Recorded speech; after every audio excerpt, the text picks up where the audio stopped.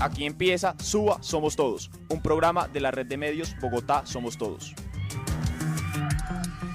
Escúchanos los sábados de 6 a 7 p.m. por Suba al Aire, 88.4 FM, Suba y Engativá. Con Suba Somos Todos, la denuncia de tu barrio es la voz de nuestra radio.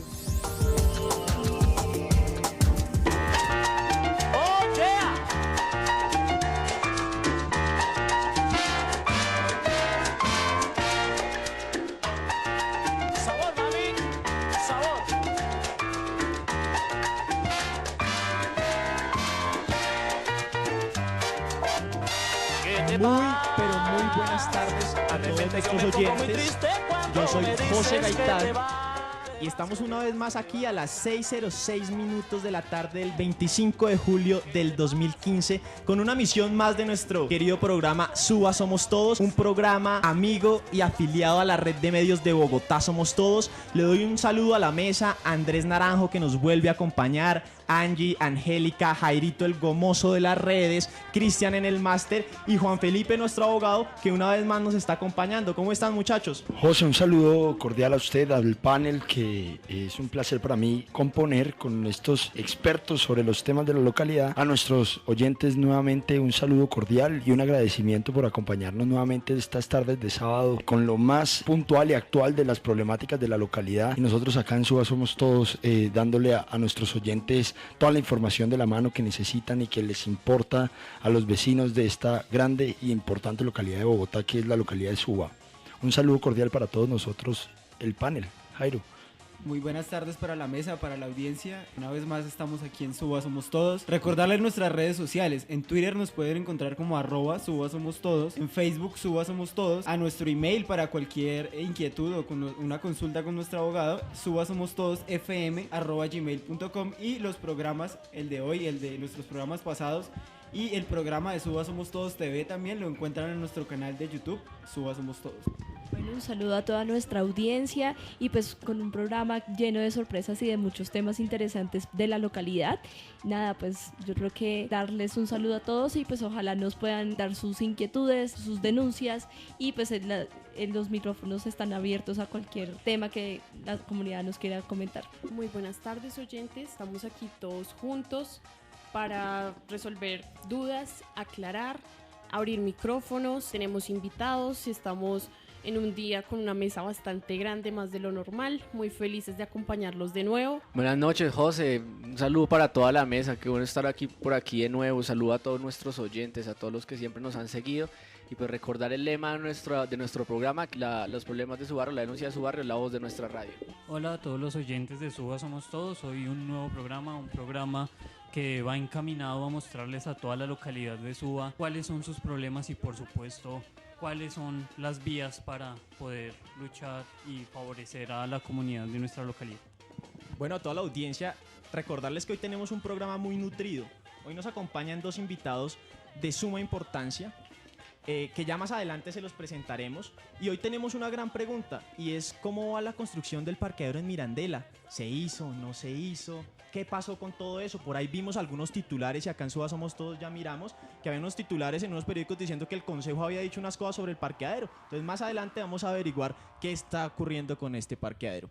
Ahora, algo importante para que nuestros oyentes y la mesa lo sepan, Nairo Quintana quedó segundo, algo que nos alegra mucho, ver cómo el deporte nacional, sin ayuda pues del gobierno, está saliendo adelante. Nos alegra mucho por Nairo, nos alegra mucho por el campo en Colombia.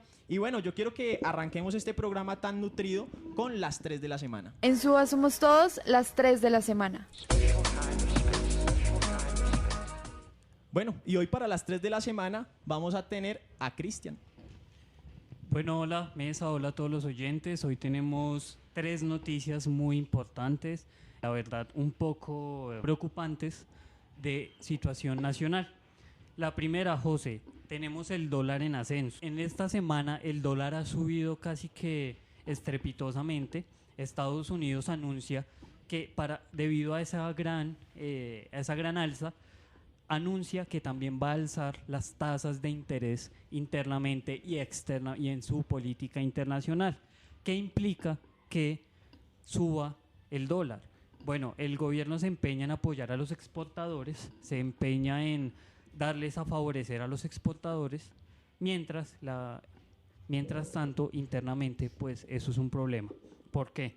Primero recordemos que la devaluación del peso colombiano es evidente, se devalúa el peso colombiano debido a esa alza y aumenta la deuda externa, o sea, el costo de la deuda externa en Colombia resulta casi que impagable más de lo que está hoy. Bien, pues esto es un tema bastante preocupante y especialmente por la política macroeconómica que ha tenido el país.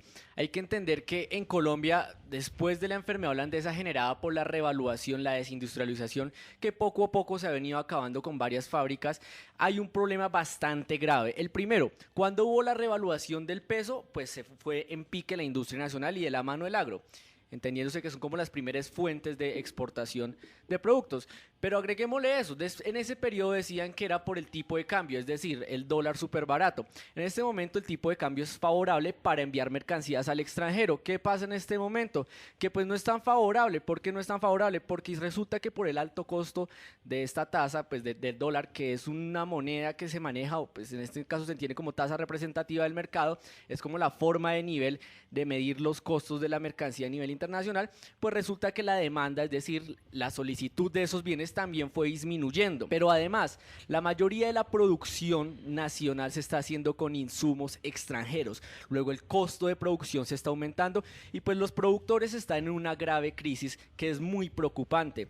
Pues actualmente la economía parece que no va a reaccionar frente a lo del alza de la tasa de la Fed, que es la empresa que establece la política monetaria en Estados Unidos. Pues es un problema también un poco preocupante, porque cuando un banco central o cuando la encargada de la política monetaria, la que es encargada como de las divisas, decide aumentar sus tasas de interés, significa que se va a reducir la cantidad de dólares en el mercado. Y pues en últimas, el alza del dólar es simplemente porque hay menos dólares en el mercado. Hay una cosa que yo quería apuntar, José, desde el punto de vista técnico, y es que sin lugar a dudas el tema de la devaluación del peso significa una estrategia o una avanzada de quien pues es el titular de la moneda de cambio dólar, que es el gobierno de los Estados Unidos y el Departamento de Tesoro, que se muestra o se evidencia ante pues la historia internacional como una atacada de recuperar los capitales que se encontraban en todas partes del mundo, en mercados y nichos estratégicos como el colombiano, en donde Estados Unidos ha implementado diferentes mecanismos para obtener pues, la renta del dólar, la renta que en virtud de la sobreproducción que se vivía en los Estados Unidos no estaba generando dentro del país. Es decir, José, el sistema capitalista funciona en la medida en la que el dinero genera renta, ¿no? Y con la sobreproducción, la crisis incluso del sector real de Estados Unidos, pues estaba ocurriendo que no estaban generando renta el mismo dinero al interior de Estados Unidos, y la sobreproducción generaba que no tendría quién finalmente o qué sector se encargara de que el dólar generara esa renta. Por eso, digamos, se colocan dólares en diferentes partes del mundo, como el mercado colombiano, lo que justifica acá, digamos, el sector minero energético, que más que la explotación en sí, el mercado de capitales es lo que más importa en ese sector, precisamente para generar renta a esos dólares que al interior de Estados Unidos ya no lo estaba generando. Una vez ya lo lograron, se fija, el sector real estadounidense ha recuperado gran margen dentro de la economía norteamericana. Y ahorita precisamente por eso, y ciudades como Detroit y otras ciudades, digamos, industriales de Estados Unidos se han recuperado un poco gracias a esta estrategia, pues en este momento se devuelven los dólares a casa y recupera Estados Unidos, digamos, un poco los capitales, un negocio a mediano y corto plazo que había generado en todo el mundo. Usted sabe que los negocios con Estados Unidos pues son a nivel mundial, entonces esa es la atacada y lo estamos viviendo, y nosotros que hemos sustentado nuestra economía en el comercio extranjero, pues vamos a sufrir un poco los achaques de esta política. Bueno, es una noticia bastante preocupante, porque no solamente es para los empresarios, sino para, digamos, la persona de a pie, la que se ve afectada por el alza del dólar. Y es que muchos de los insumos, muchos de los productos de la canasta familiar, de la ropa, bueno, un montón de servicios o productos a los que nosotros estamos acostumbrados en el uso diario, pues están viendo que se está alzando el costo, y pues que el salario mínimo no creció, y pues cada vez es mucho más costosa la vida en Bogotá y pues en el país como tal. Vea, simplemente señalar algo adicional, y era algo que ya Andrés nos comentaba, y es que el gobierno nacional se empeña en decir que el alza del dólar le sirve a una gran porción de la población colombiana, sobre todo a los que exportan. Pero hay algo que hay que desmentir acá, y es que la mayoría de los exportadores colombianos tienen que importar insumos para realizar lo que van a exportar. Luego, en última, el ascenso del dólar de esta forma tan vertiginosa termina siendo un golpe muy duro para la economía colombiana y para las grandes mayorías del país. Una cosa y súper corta, la balanza comercial con Estados Unidos sigue en negativo a pesar del crecimiento del dólar, y la variación sigue en aumento respecto a los trimestres anteriores. Claro. Y yo creo que esto nos sirve de introducción para la segunda. Cristian, ¿cuál es la segunda de la semana? La segunda es una noticia a la vez buena y a la vez mala, por una razón. El día 22 de julio en la ciudad de Cali se reunieron los sectores azucareros en un foro para tratar de contrarrestar y denunciar la desprotección al azúcar, a la panela y a todos los variantes de la caña de azúcar que se ven afectados por el TPP. ¿Qué es el TPP? El Acuerdo de Promoción Comercial y de Inversión Transpacífica. Son las consecuencias del TLC con Estados Unidos, y esto es un TLC más prácticamente, que permite desproteger a nuestro país de producción nacional prácticamente. ¿Qué se ven afectados? 180.000 empleos, despoja o quita la protección de azúcar, de oleaginosos y de biocombustibles. Bien, pues el presidente del tal paro no existe, también como que la tal industria nacional tampoco existe. Pero en este caso me he dado cuenta que la movilización y la organización de los campesinos y bueno, los productores también, pequeños y medianos, pues estará de la mano para dar respuesta a esto, que a pesar de, insisto, la balanza comercial, es decir, la compra de bienes del extranjero de Colombia es supremamente superior a lo que logramos exportar, y las ganancias no compensan esto, que eso es un punto bastante negativo.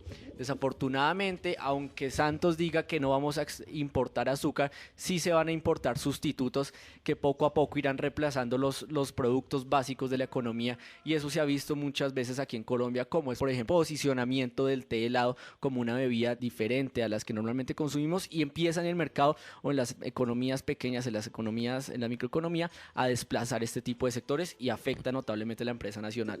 Para Suba Somos Todos es un honor contar con personas que sean expertas de las problemáticas que ocurren en el país. En este caso contamos con una compañera muy cercana, amiga de la mesa, que viene del Valle y que nos quiere comentar en breves palabras lo que está ocurriendo pues con esta problemática que nos señalan Andrés y Cristian. ¿Cómo estás?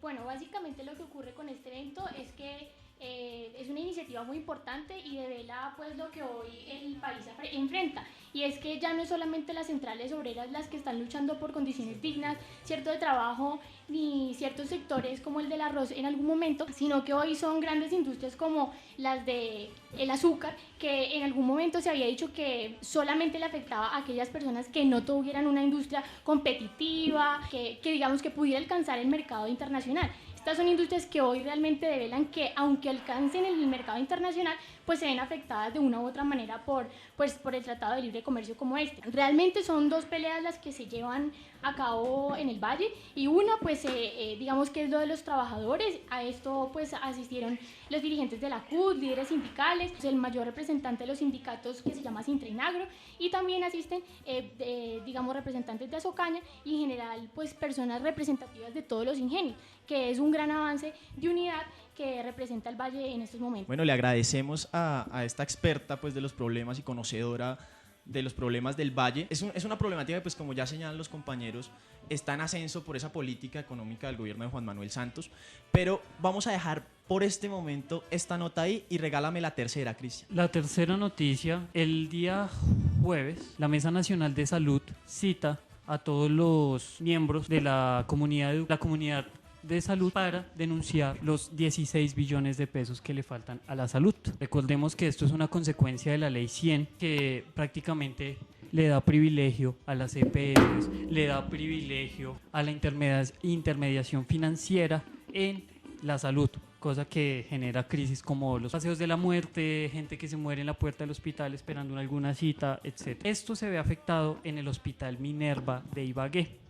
El Hospital Minerva Ibagué es un hospital público que terminó siendo liquidado literalmente debido a que se declara en bancarrota prácticamente, no puede ofrecer ya más servicios debido a que una EPS en específico, que todos conocemos cuál es, Saludcop, no le ha girado los dineros. Bueno, José, yo a eso le hago un énfasis puntual aquí en la localidad y es el mismo panorama que vive el hospital de Suba. Si usted se fija ahora, digamos, la crisis de la red hospitalaria en principio está ocurriendo por la grandísima deuda que tienen las EPS y lo que es peor y lo que ocurre acá en la localidad. La mayoría de las EPS que tienen la deuda más grande con el hospital están en este momento en liquidación, entonces hay que esperar hasta que surta un proceso en el cual se liquida el patrimonio, perdón, la sociedad que compone la EPS, la entidad promotora de salud, se reparta, digamos, el patrimonio que queda de esa liquidación y en ese momento, que puede durar alrededor de 2 años de esa liquidación, pues se verá si se puede cumplir con la deuda que se tiene con el hospital de Suba. Si no alcanza el patrimonio, pues el hospital de Suba tendrá que afrontar las pérdidas de una EPS irresponsable que no pagó sus deudas en el momento en el que indica la ley. Ese es el panorama, José, y a propósito de lo que dice Cristian, de lo que está surgiendo con la red hospitalaria, es decir, la red de hospitales públicos que ocurre aquí en la ciudad de Bogotá y casi que en todo el país. Las EPS no quieren pagar sus deudas. Cosa que nos afecta a todos, ¿no? Se ha venido denunciando por varios años que la ley 100 y pues las reformas al sistema de salud lo que han hecho es hacer del derecho un servicio. Lo que uno ve es que uno llega a un CAMI, un hospital como el hospital de Suba, y ve en urgencias la gente que ya incluso en los pasillos ponen las camillas, le pegan con una cinta el suero, y ese es el resultado pues de un sistema de salud donde el enfermo no es, el paciente no es lo prioritario, sino es los recursos que se van a ganar las EPS. Dani, acá tenemos que referirnos a algo. En el plan de saneamiento del Hospital del Suba, solamente 3 datos. Primero, CAMI Prado Veraniego, cierre de servicio de urgencias, cierre de hospitalización general de adultos. En el CAMI La Gaitana, cierre de hospitalización general pediátrica y cierre de pediatría del grupo consulta externa. O sea, todo esto que estamos hablando acá, esa problemática nacional de salud, también la estamos viendo acá en Suba, y ya hicimos una vez un programa sobre lo que está ocurriendo con la UPA de Nueva Zelanda, que atiende pues a una gran población de nuestra localidad de Suba, Angie. Y todo pues a nombre del buen gobierno y del gobierno que vela por sus habitantes, pero sobre todo por los niños, donde vemos que la pediatría se está cerrando en varios del CAMI pues a nivel distrital, pero pues también son servicios que se cierran a nivel nacional. Bueno, Angie, retomando lo que tú decías, nos damos cuenta que la salud deja de ser un derecho para convertirse en un negocio. También el gran ejemplo que nos han dejado los pasados gobiernos, con el señor Uribe y con ahorita Santos. Los niños de primera infancia, que vienen a ser primordial para la sociedad porque terminan siendo la futura, están siendo restringidos, y aparte de eso nos damos cuenta que en nuestra localidad hay un gran problema en cuanto, por ejemplo, en el CAMI de La Gaitana, que ya funciona hasta las 10 de la noche y vuelve y retoma sus servicios a las 5 de la mañana. Sí, lo que dice Angélica es muy importante, y es que acá nos damos cuenta que tanto el gobierno de Uribe Vélez, que fue como que él siendo senador fue el ponente de la ley 100, y después Juan Manuel Santos como presidente, pues profundizan este negocio para las EPS. De acuerdo a esto, ya para concluir, esta semana se hicieron varios plantones en hospitales de todo el país. Y en esta oportunidad les traemos nuestra nota de Manuel Sarmiento, el conocedor de los derechos de Bogotá, precisamente en uno de estos plantones. Entonces nos vamos con Manuel. La comunidad y sus derechos con Manuel Sarmiento. Hoy es el plantón, estamos en el plantón en defensa del derecho a la salud y de los hospitales y clínicas del país que se están quebrando, literalmente quebrando, por las inmensas deudas de las EPS. En Bogotá las EPS le deben a los hospitales públicos más de 600.000 millones de pesos. Y por estas deudas lo que ha sucedido es que los hospitales han tenido que cerrar servicios. Desde enero de 2014 se han cerrado 986 servicios de salud en los distintos hospitales que hay en la capital. Control prenatal, vacunación, pediatría, psiquiatría, todo tipo de servicios que se han cerrado en los hospitales y que por supuesto han agravan la crisis y afectan a todos los usuarios. Además, la situación de los trabajadores es inaceptable. De 30.000 trabajadores que hay en los hospitales públicos, el 77% está tercerizado. Y esto se debe al modelo de salud que tanto le gusta a Santos y al ministro Gaviria. Es increíble, inaceptable que el ministro Gaviria salga a decir que todo está perfecto, mientras que la gente en las salas de urgencias tiene que esperar acostada en el piso que lo atiendan. Les hago un llamado cordial a que nos movilicemos, a que nos unamos todos en defensa del derecho a la salud y contra este modelo de Santos y Gaviria, que convierte la salud en un negocio de unos cuantos. Bueno, agradecemos esta nota de Manuel. Ya vamos por la mitad del programa, entonces nos vamos con nuestra nota musical. Y cuando lleguemos de nuestra nota musical, de nuestro momento cultural pues del día, vamos a entrar a responder esa pregunta que dejamos al principio. ¿Qué está pasando en Mirandela? ¿Hay o no hay parqueadero? Esa respuesta la vamos a tener después de nuestro corte musical. Echao pa'lante, en una sola banda bailé. Así recuerdo que te conocí, mujer. Echao pa'lante, en una tarde lluvia sopleté. Aunque malo fue, sentí una pena por el ayer. Oye, oye.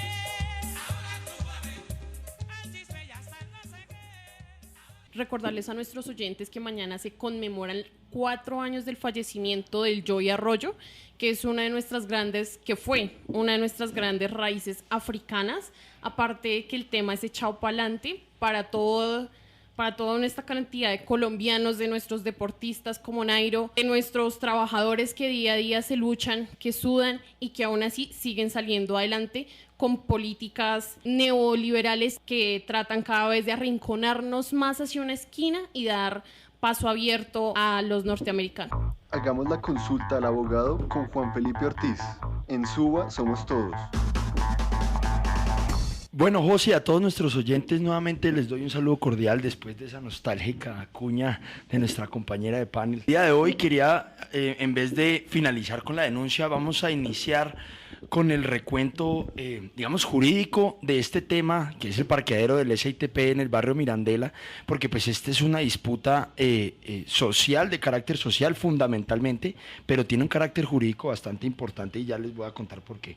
El antecedente de todo este tema del parqueadero surge con la resolución 064 del 2009 del Transmilenio, donde se ordenó la apertura, digamos, de todo el proceso de licitación pública, donde surgieron la participación de las famosas familias dentro del sistema integrado de transporte público, y en ese momento, digamos, se parte en dos la historia de la movilidad y del transporte público en Bogotá, porque es a partir de ese momento donde entran las diferentes empresas que en este momento son las que están detrás del parqueadero, como ya lo veremos. Pero fundamentalmente, y en esto que quiero hacer un énfasis importante, y lo habíamos conversado en algún programa anteriormente, el parqueadero del SITP en el barrio Mirandela está sustentado en el decreto 294 del 2011. José y panel. ¿Qué pasa con este decreto? A partir de la expedición del POT y del decreto 190 que lo reglamenta, se vio la necesidad de que el sistema integrado de transporte público tuviera unos parqueaderos que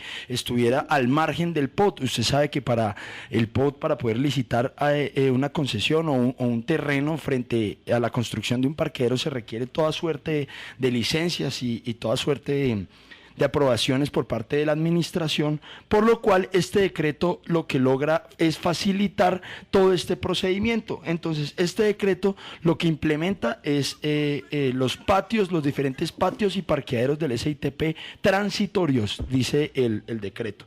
Este decreto, que tiene un ámbito de aplicación de 5 años, es el que determina digamos, la obligatoriedad de realizar estudios y demás diseños técnicos para construir esos parqueaderos transitorios autorizados por la empresa Tercer Milenio o Transmilenio S.A. Pero ¿qué ocurre? Y acá viene el punto de discordia con los diferentes vecinos y con el tema en general. La empresa o el concesionario que está detrás, como lo indicaba fuera de los micrófonos nuestro invitado del día, es una de las concesionarias más grandes de la ciudad y frente a movilidad, que es la empresa Consorcio Express S.A. Consorcio Express logra, en virtud de este decreto, que le autoricen la construcción de un parqueadero que, si bien debía ser transitorio, en la realidad iba a albergar, algunos hablan de 500 buses activos y efectivos, otros hablan de 700, pero lo que iba a terminar siendo un parqueadero transitorio, como lo dice el decreto, iba a terminar incluso con puestos de servicio de gasolina. Imagínese usted qué se necesita, qué infraestructura se necesita para albergar 700 buses. De transitorio no va a tener nada, pero fundamentalmente me voy estrictamente al decreto.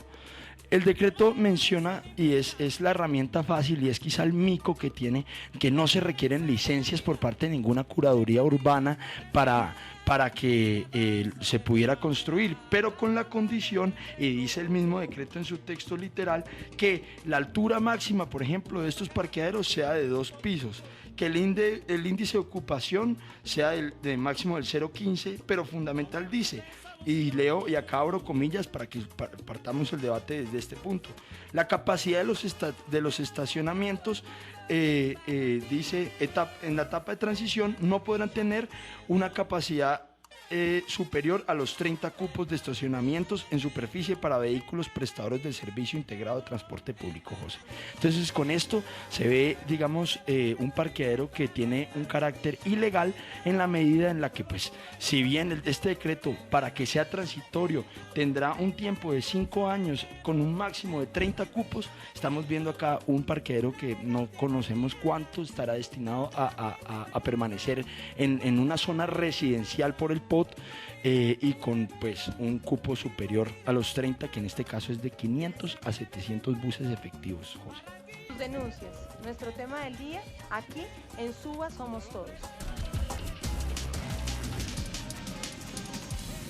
Bueno, después de este importante preámbulo que hace Juan Felipe, les quiero contar quiénes son nuestros invitados. Está Jaime Romero, abogado, habitante de Mirandela y uno de los líderes de Mirandela Residencial. Jaime, ¿cómo estás? Muy buenas tardes a todos, qué gusto escucharlos y estar en esta mesa. Y por otro lado nos acompaña Rosalba Castiblanco, una de las líderes más importantes de la localidad de Suba. ¿Cómo estás, Rosalba? Hola, José, ¿cómo vas? Bien, Rosalba. Bueno, Jaime, Rosalba, cuéntenos un poco, ¿cuál es la problemática de Suba? ¿Va a haber o no va a haber parqueadero? ¿Cómo es la cosa? Pues muchas gracias por abrir los micrófonos a esta problemática tan dramática, pues que verdaderamente nos ocupa a todos. Y realmente en esto agradezco, es un excelente resumen el que tú has hecho de del decreto 294, que pues enmarca una problemática de corrupción pues verdaderamente muy grande en el Distrito Capital. Ahorita estaban ustedes, me gustó mucho como en el comienzo estaban hablando de todos los problemas de economía, que este problema de transporte es otro de los servicios públicos humanos que tenemos los colombianos. Entonces la salud la privatizamos, la educación ya está privatizada, y en el tema del transporte pues también está privatizado. Si estamos jugando al capitalismo, pues todos estamos de acuerdo de que si usted tiene un capitalismo, pues hombre, que tenga unos controles, unas superintendencias, unos organismos de control, que este capitalismo sea un capitalismo controlado, no un capitalismo caprichoso donde todos hagan lo que quieren. ¿Quién debe controlar el transporte? Transmilenio. Pero la respuesta es, y la causa de los problemas es, Transmilenio está controlando verdaderamente a los concesionarios de este país, a los concesionarios de Bogotá. Pues la respuesta es no. Vemos un reguero de parqueaderos por todo Bogotá, en donde encontramos, por ejemplo, en la séptima con 180 y pico, el parqueadero se les dio por hacer una calle y no tuvieron en una esquina sino colocar 2 baterías de baño y ahí tienen su parqueadero. Eso no es un parqueadero. ¿Por qué? Porque los parqueaderos los pagamos con la tarjeta de Transmilenio que pagamos todos los días quienes usamos el servicio de Transmilenio. Este problema se enmarca en 2 temas, el decreto 294 y la contratación. Entonces la contratación más el decreto, ahí está el problema.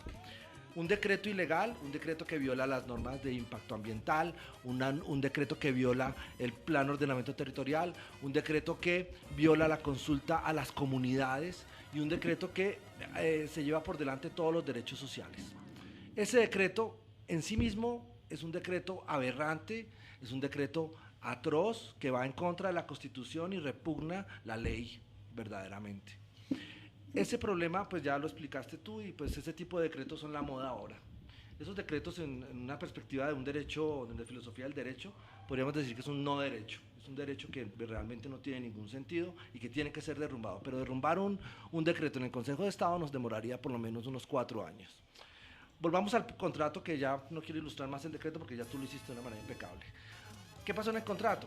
¿Dónde está la corrupción moderna? La corrupción moderna no está en la contratación estatal de la ley 80, pues digamos usted hace un contrato, Transmilenio hace un contrato con estas 12 familias, con estos concesionarios del transporte, ellos hacen una concesión, el problema es la subcontratación. Entonces la contratación es la que hace Transmilenio con los concesionarios de Transmilenio. Pero a su vez, estos concesionarios hacen subcontratación. Y no es una subcontratación pequeña, es una subcontratación enorme. Países sofisticados, países con contrataciones sofisticadas, cuando tienen una subcontratación arriba de 5 millones de euros, pues inmediatamente se aplican las normas de la contratación estatal. No, en Colombia los subcontratos se manejan entre privados. Entonces, 7 subcontratistas, 7 peces gordos, ponen una fachada, ponen un buen concesionario y ellos, el concesionario sí cumple todas las normas de contratación estatal. Los subconcesionarios ellos mismos se reparten el botín con ellos sin ningún problema. Finalizo diciendo que esta subcontratación que hicieron fue una subcontratación sobre un lote que tiene más medidas cautelares que nunca, pues. Lo primero que cuando uno va a comprar una casa o un inmueble es preguntar, oye, ¿tiene un inmueble, eso tiene un embargo? ¿Eso tiene una herencia? ¿Eso tiene una pertenencia? Pues este tiene una pertenencia, embargos, tiene de todo. Y adicionalmente, según la Secretaría de Ambiente, Susana Muhammad, en el Consejo nos reveló que ese lote también tiene unas medidas cautelares ambientales. ¿Por qué? Porque ahí querían convertirlo en un basurero. Imagínate tú meterle a un basurero encima una bomba de gasolina, eso es una bomba de tiempo. Bien, entonces, este lote que tiene medidas cautelares y todo eso, según el Código Civil, que es una de las normas más antiguas que tenemos, dice que si tú vas a comprar un lote que tiene medidas cautelares, el objeto es ilícito. ¿Por qué? Pues porque el lote está simplemente a orden de un juez. Y si está a orden de un juez, pues está fuera del comercio. ¿Y ellos cómo se atreven a comprarlo? ¿Cómo se atreven a querer adquirirlo? Pero entonces dicen, no vamos a adquirirlo. Vamos a ampliar una opción de compra y por el momento lo vamos a arrendar. ¿Por cuánto lo van a arrendar? Por $1 millón anual. ¿Ese $1 millón anual de dónde sale? Fácil, queridos muchachos. Sale de de los pedacitos. Cuando tú pagas los 1.800 pesos de Transmilenio, unos pesos o unos centavos pocos van para pagar ese patio garaje. Esas dos cosas, la contratación y el decreto, es lo que han demostrado una falta de planeación por parte de Transmilenio, o sea, ¿cómo así que Transmilenio no va a tener? Si Transmilenio va a tener buses, hombre, lo más elemental es dónde tengo el patio taller. Y no me vengan con el cuento de que no tienen la plata, sino necesitamos planeación. Este es el problema. En Alemania no dicen, es que el patio garaje no funciona, o el hospital no funciona, o el colegio no funciona. En Alemania dicen, no, está mal planeado el colegio, está mal planeado el hospital y está mal planeado el patio garaje. Ahí es el problema. El problema es que tenemos unas fallas protuberantes en la planeación y en la presupuestación de los recursos. No quiero molestar. No, tranquilo, Jaime. Para nada. Rosalba, ¿qué tenemos que decir respecto a esto? Bueno, yo quisiera conversar y poner en la mesa otra mirada, además de la jurídica y de toda esta historia y toda esta denuncia que se está haciendo, y es cómo se infringen los derechos y cómo aquí la ciudadanía no cuenta cuando los derechos son convertidos en negocios, como lo planteaba aquí la compañera. Efectivamente, un derecho que tiene que ver con la movilidad de la ciudad, y creo que los y las personas de Mirandela no están diciendo es que nosotros nos oponemos porque sí al parqueadero. No, es que se han violado todos los derechos. De un lado, si recordamos muy bien, el artículo 2 de la Constitución dice que son fines esenciales del Estado garantizar la efectividad de los principios y de los derechos. Aquí, ¿qué derechos se han ido infringiendo? De un lado, el derecho a la participación. Nosotros tenemos un decreto que es el 503 del año 2011, donde se habla de la participación incidente. Y veamos qué significa esto de participación. Esto significa haber consultado a la comunidad que nunca fue consultada, ¿cierto? Es entender que la participación es no solamente un principio, es un medio y es un fin, como lo declara la Corte Constitucional cuando habla de participación. Y decimos que es en sí misma el derecho que tenemos todos y todas de hacer parte de decidir sobre lo que se hace y lo que afecta nuestra vida en lo económico, en lo político, en lo social. Porque díganme ustedes, cuando un parqueadero se construye, cuando dice una norma que podrían ser 30 a 50 carros, ¿cierto? Y que hoy ya vamos en 500, 700, ¿afectará o no afectará a la comunidad? ¿Afectará cuando está construyendo sobre una bomba, como lo señala Jaime, violando todo el derecho ambiental que tiene la comunidad, ¿cierto? Entonces ahí ya tenemos otro derecho que se va infringiendo. El principal, diría yo, la participación iba en que esto era medio fin, medio en la medida en que la comunidad se organiza para manifestar sus intereses y puede llegar a concertaciones con la autoridad. Pero cuando la autoridad de hecho está sesgada y le da todas las ventajas a los grandes, a eso que es el negocio y no el derecho, pues nosotros todos siempre llevamos las de perder, nosotros y nosotras, ¿no? En este caso, la comunidad que de manera inteligente se ha organizado, se ha movilizado, pero además en esa movilización también fue lastimada Entiendo que en esa oportunidad fueron 2 personas que se retuvieron, ¿cierto? Lo cual ya está infringiendo otro derecho más. El derecho a conocer, a ser parte de la planeación de la ciudad. No, en este caso para nada ha contado la gente. Entonces, estos son aspectos que cuando una política como la que tenemos, que es neoliberal, que solamente le está dando ventajas a unos, pues los derechos se convirtieron en negocio y la comunidad es la que resulta afectada, así como se estaba hablando en la mesa en otro momento acerca de la salud, de la educación, y si vamos y miramos todos los derechos, igualmente nos vamos a encontrar con esta situación que es coincidente. ¿Por qué? Porque es un sistema, porque es todo un modelo, y este modelo actúa en contra de nosotros. Decía que habían más derechos que se han infringido. Como lo señalaba ahora Jaime y tú al principio, Juan Felipe, estábamos diciendo, Bogotá va a tener que asumir unos costos altísimos y eso es detrimento patrimonial. ¿Por qué? Porque si va a comprar un predio que está en tela de juicio quién es el dueño o quién de los dos que aparece como dueño, ¿cierto? Y que se lo están peleando, después va a tener que asumir esa pérdida. Pero de otro lado, el problema ambiental que tiene le generará otro costo adicional. Esos serían aspectos que quería dejar aquí en torno a los derechos. José, yo antes de que abramos la palabra para el resto del panel, quería anotar 2 cosas que se me han escapado y que Rosalba muy pertinente anota, y es primero, acá hay una violación también del debido proceso, porque la Corte Constitucional ha ordenado el tema de la consulta ciudadana como un requisito fundamental, está incluso en la sentencia SU 039 del 97, y nunca se surtió el proceso como lo digamos estipula la Corte.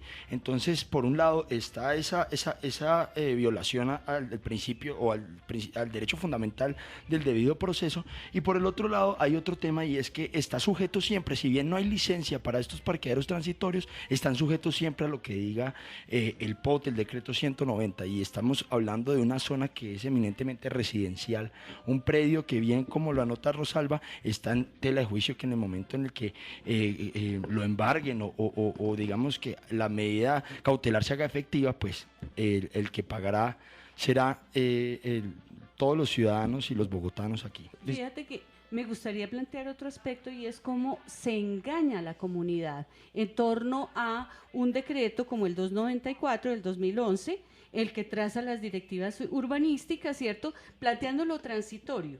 Mire, ¿cuál transitorio?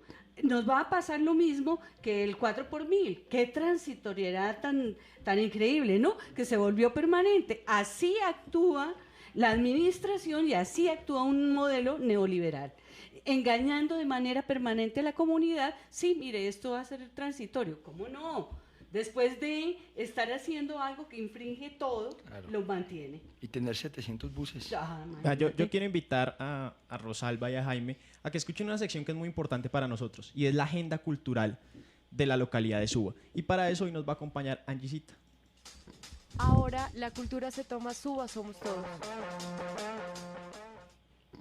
Bueno, Angie, ¿qué nos tienes para hoy? Bueno, el día de hoy pues tenemos dos cosas muy importantes. Mañana en el Teatro Julio Mario Santo Domingo, a las 5 de la tarde se va a llevar la cuarta gala del hip hop de Suba y Usaquén, en donde se van a presentar varios exponentes de rap, de breakdance, de graffiti, y pues digamos que la cuota de la localidad van a ser los siguientes colectivos: el colectivo Bantún, Exilio, Los Calvos y Capital Style.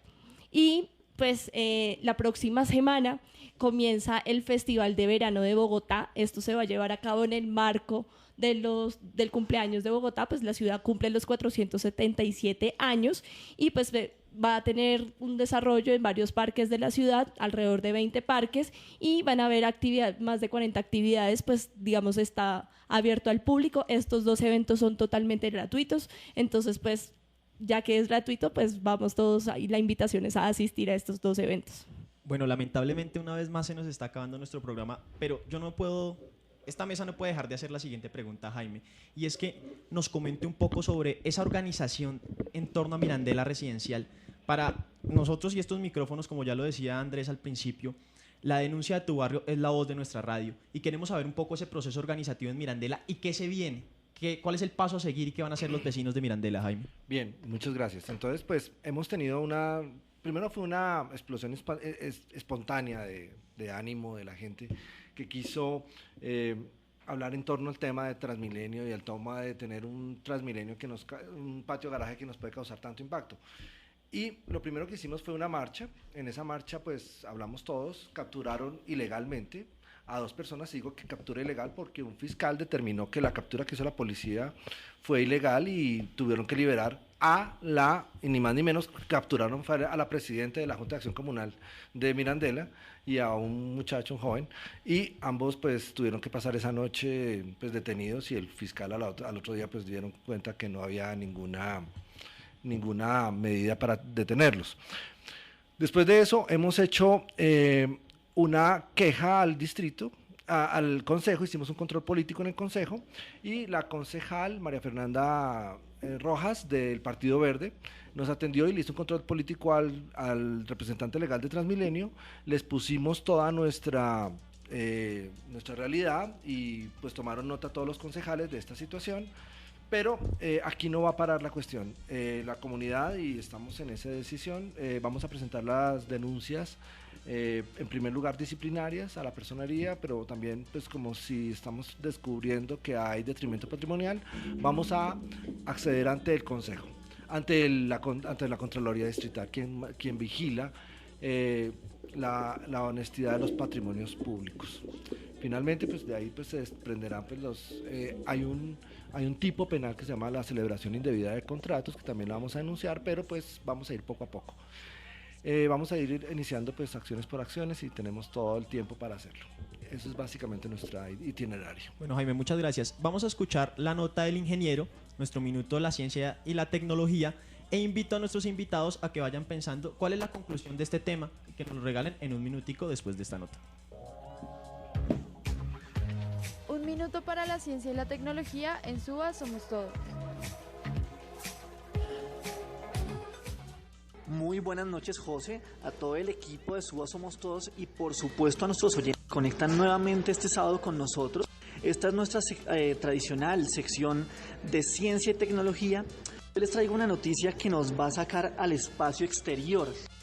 Les cuento que la NASA, o la Agencia de Aeronáutica y Espacio de los Estados Unidos, anunció el hallazgo de un planeta que cumple las condiciones necesarias mínimas para albergar vida. Este planeta, llamado Kepler 452b, orbita alrededor de una estrella similar a nuestro Sol en lo que los científicos denominan la zona habitable, que es una distancia segura al Sol, no es muy cerca para ser muy caliente y evaporar todo el agua del planeta, ni tampoco muy lejos para que el planeta sea un témpano de hielo. Este planeta fue descubierto por el telescopio espacial Kepler, que analiza cambios en la intensidad del brillo de una estrella para identificar nuevos planetas. Según John Jenkins, el jefe del proyecto, este planeta sería un 60% más grande que la Tierra y la gravedad en su superficie debería ser alrededor del doble que la de nuestro planeta.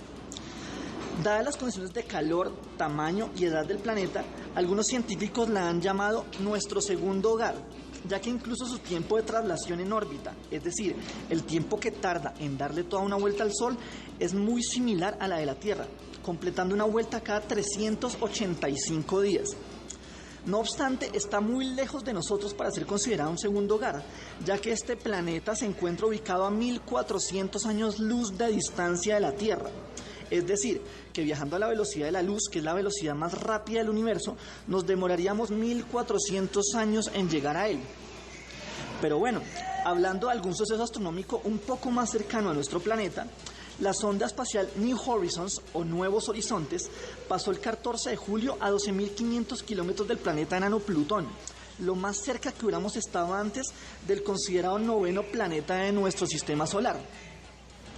La sonda New Horizons fue lanzada en 2006 y tras 9 años de viajar por nuestro sistema solar y de recorrer casi 5.000 millones de kilómetros desde nuestro planeta, llegó a la órbita de Plutón para recoger información que solo conoceremos dentro de 16 meses, dada la cantidad de información que debe transportarse desde Plutón hasta la sede de la NASA en Estados Unidos. New Horizons es la sonda más rápida lanzada alguna vez por el hombre. viaja a 50.000 kilómetros por hora y para potenciarse pasó cerca de Júpiter, el planeta más grande del sistema solar, para darse un empujón con su gravedad y así no gastar combustible o energía para llegar a Plutón. Pero New Horizons no se detuvo en Plutón, seguirá avanzando hacia zonas muy apartadas de nuestro sistema solar para brindarnos información sobre esta zona lejana y desconocida, conocida por los científicos como el cinturón de Kuiper. Bueno, esta fue nuestra sección de ciencia y tecnología del día de hoy. Muchísimas gracias. Bueno, acá escuchamos, le damos las gracias al ingeniero. Y Rosalba, regálanos en un minuto la conclusión de este tema. Para mí, la violación de los derechos de uno o una ciudadana en Suba es un problema de toda la localidad. Entonces, ¿cuáles son nuestras tareas? La solución a estas problemáticas está en transformar, en exigir, en incidir en el cumplimiento de nuestros derechos, sin discriminación, ejerciendo nuestra condición de ciudadanos y ciudadanas, gestionando, movilizándonos, controlando cuál es la función del Estado, que ésta se cumpla, que se beneficie el interés colectivo y no el interés particular. Esa es la conclusión. Muchísimas gracias, Rosalba. Jaime, la conclusión. Mi conclusión es que Bogotá es una de las grandes ciudades de América. Bogotá es, presupuestalmente hablando, es la unión de Paraguay y Uruguay juntos. Bogotá es la unión de 3 países centroamericanos presupuestalmente hablando y no nos pueden decir que aquí no hay dinero. ¿Cómo así que en Bogotá siempre que queremos hacer un hospital no hay recursos? ¿Cómo así que en Bogotá siempre que queremos un lote para un colegio no hay recursos? ¿Cómo así que en Bogotá cuando vamos a hacer un patio garaje no hay recursos? Es inaceptable esto. ¿Y por qué ocurre esto? Porque no tenemos un Rottweiler que vigile las finanzas públicas. Bueno, muchísimas gracias a Jaime, a Rosalba. Le agradecemos a la mesa. Lamentablemente se nos acaba una vez más nuestro programa. Recuerden nuestras redes sociales, @Suba Somos Todos, en Facebook Suba Somos Todos, nuestro canal en YouTube donde pueden encontrar todos nuestros programas, Suba Somos Todos, y nuestro correo electrónico, subasomostodosfm@gmail.com. Nos oímos dentro de 8 días. Suba Somos Todos, un programa de la red de medios Bogotá Somos Todos. Escúchanos los sábados de 6 a 7 p.m. por Suba al Aire, 88.4 FM Suba y en Gativá.